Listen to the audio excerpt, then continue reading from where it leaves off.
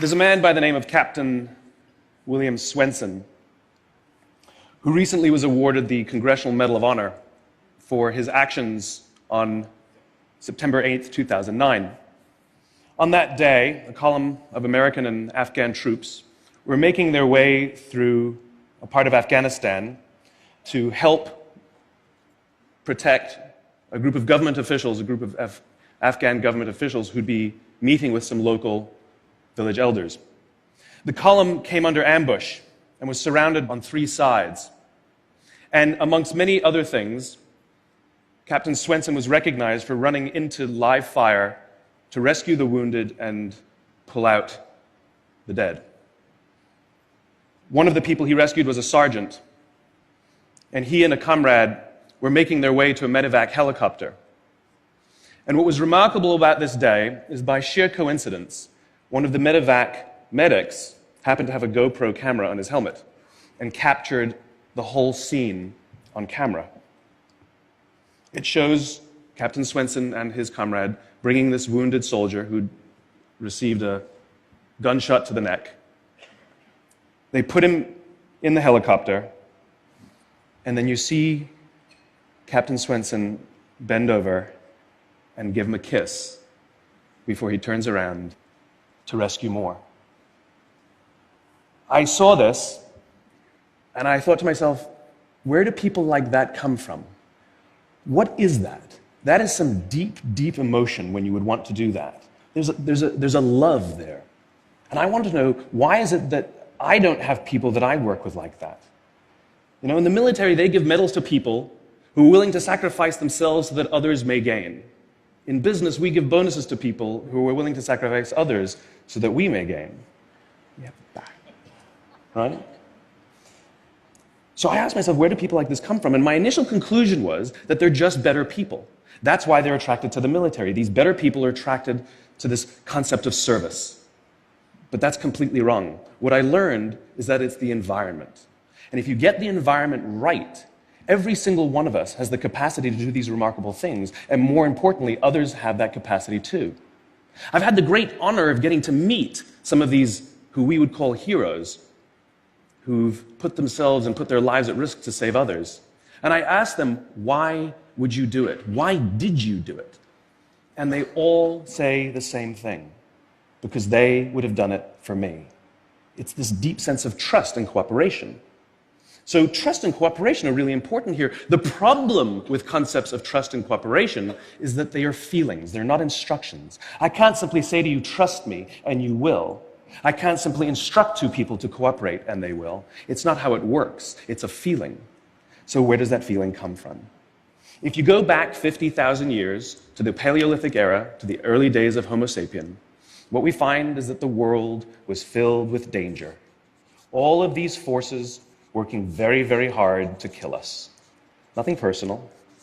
Whether it was the weather, lack of resources, maybe a saber-toothed tiger, all of these things working to reduce our lifespan.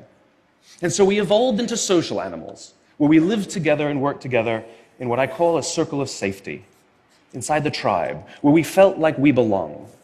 And when we felt safe amongst our own, the natural reaction was trust and cooperation. There are inherent benefits to this. It means I can fall asleep at night and trust that someone from within my tribe will watch for danger. If we don't trust each other, if I don't trust you, that means you won't watch for danger. Bad system of survival. The modern day is exactly the same thing. The world is filled with danger, things that are trying to frustrate our lives or reduce our success, reduce our opportunity for success. It could be the ups and downs of an economy, the uncertainty of the stock market. It could be a new technology that renders your business model obsolete overnight. Or it could be your competition that is sometimes trying to kill you. It's sometimes trying to put you out of business, but at the very minimum is working hard to frustrate your growth and steal your business from you. We have no control over these forces. These are a constant, and they're not going away. The only variable are the conditions inside the organization. And that's where leadership matters, because it's the leader that sets the tone.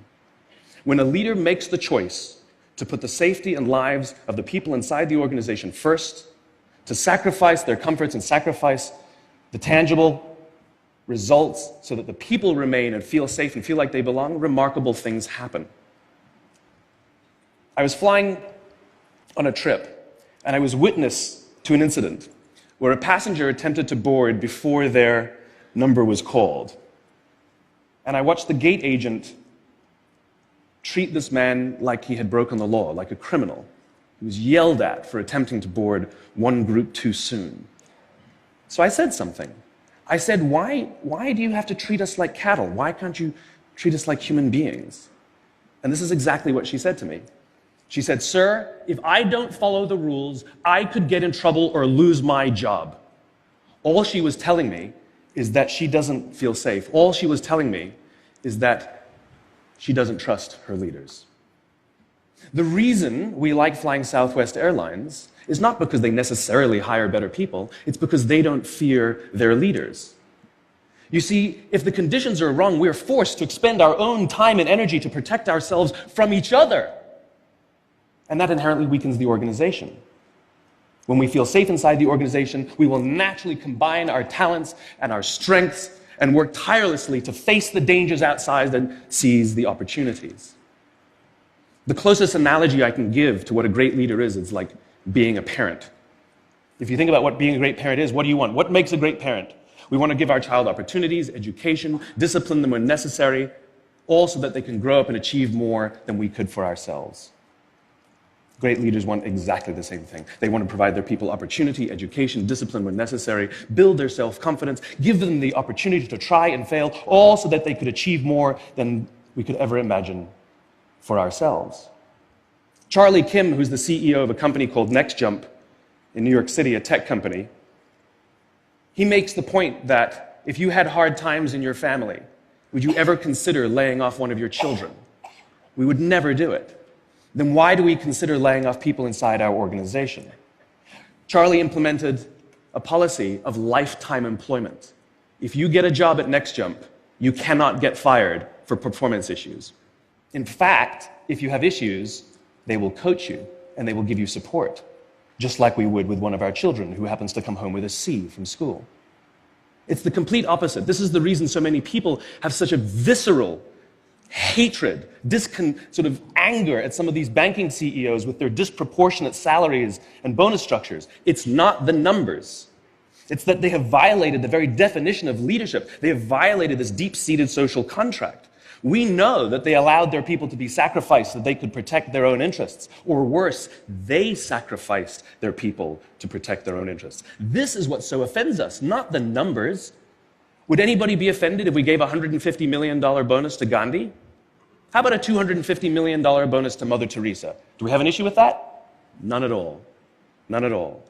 Great leaders would never sacrifice the people to save the numbers. They would sooner sacrifice the numbers to save the people.